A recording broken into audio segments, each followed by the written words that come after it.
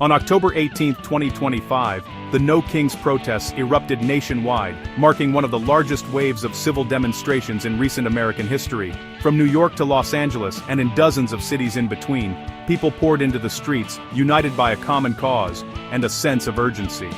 Drawing hundreds of thousands into the streets, the protests quickly grew in size and intensity, capturing the attention of the nation and the world. The sheer scale of participation reflected a deep, widespread concern about the country's direction. These demonstrations were a direct response to what many saw as a dangerous drift toward authoritarianism during a tense government shutdown. The atmosphere was charged, with many fearing that core democratic principles were at risk. The name No Kings echoed the founding ideals of a republic, reminding leaders that America rejects rule by a single, unchecked authority. Protesters invoked the spirit of the nation's founders, calling for a return to the values of shared power and accountability. Protesters from all walks of life, young and old, from every background, demanded respect for democratic processes and an end to executive overreach.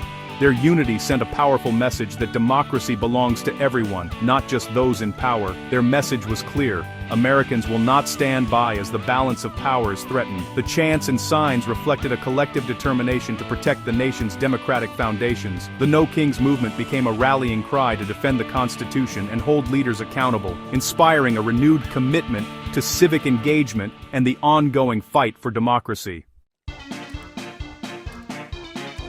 The No Kings protests spanned all 50 states, capturing the nation's attention and uniting people from all walks of life. With over 2,500 rallies uniting Americans coast to coast, the movement showcased the power of collective action. In New York City alone, more than 100,000 people filled the streets, making a powerful statement in the heart of the city.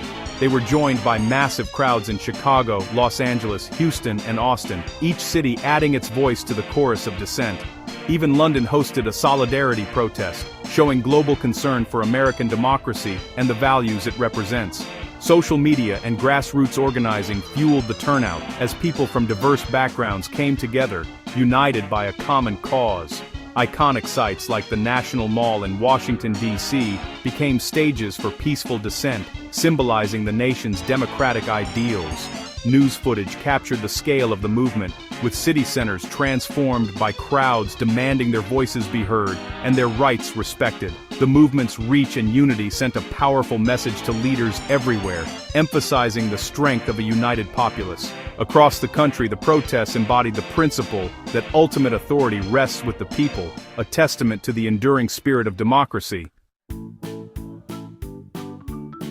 The vast majority of No Kings protests were peaceful, with law enforcement in cities like New York and D.C. reporting no major incidents. Demonstrators marched, chanted, and listened to speeches, emphasizing nonviolence and respect for public order. Organizers coordinated with police to ensure safety, making peaceful assembly a core value. A few isolated incidents did occur, such as minor arrests in Portland, Broadview, and Denver, but these were exceptions. The overwhelming story was one of disciplined, passionate protest. The movement's commitment to peaceful dissent underscored its legitimacy and strength. The day stood as a testament to the power of free speech and civic engagement. The No Kings protests drew responses from prominent leaders. Senator Bernie Sanders addressed the D.C. rally, calling it a Love America event and praising the defense of democracy. California Governor Gavin Newsom voiced support, pledging to resist what he called an authoritarian takeover. Not all leaders agreed. House Speaker Mike Johnson dismissed the protests as partisan theater. These contrasting reactions revealed deep political divides over the meaning of the demonstrations. For supporters, the rallies were a patriotic stand for the Constitution. For critics, they were political maneuvers. The split underscored the polarized climate in which the protests unfolded. At its core, the No Kings movement was about defending democracy from creeping authoritarianism. It was a call to action for ordinary citizens to stand up against the erosion of democratic norms and the rise of unchecked power. People from all walks of life came together, united by a shared belief that democracy must be protected, not just in moments of crisis, but every single day.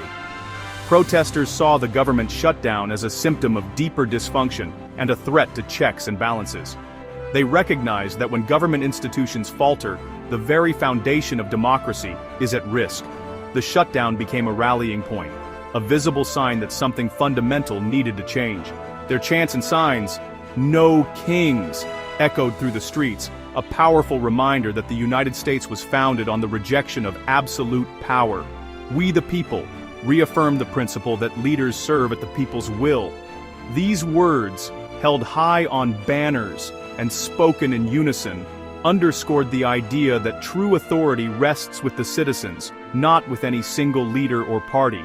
The protests demanded a return to accountable constitutional governance. Demonstrators called for transparency, responsibility, and a renewed commitment to the values enshrined in the Constitution. For many, joining the rallies was an act of civic duty at a critical moment. It was a chance to show solidarity, to make their voices heard, and to remind the nation that democracy depends on active participation. The message was unmistakable. Americans are vigilant and ready to defend their republic. Their determination sent a clear signal that the fight for democracy is ongoing, and that the people will not be silent in the face of threats. The No Kings protests proved that, in the United States, the people remain the ultimate guardians of democracy. Their unity and resolve serve as a powerful reminder that the spirit of democracy endures, as long as citizens are willing to stand up and defend it.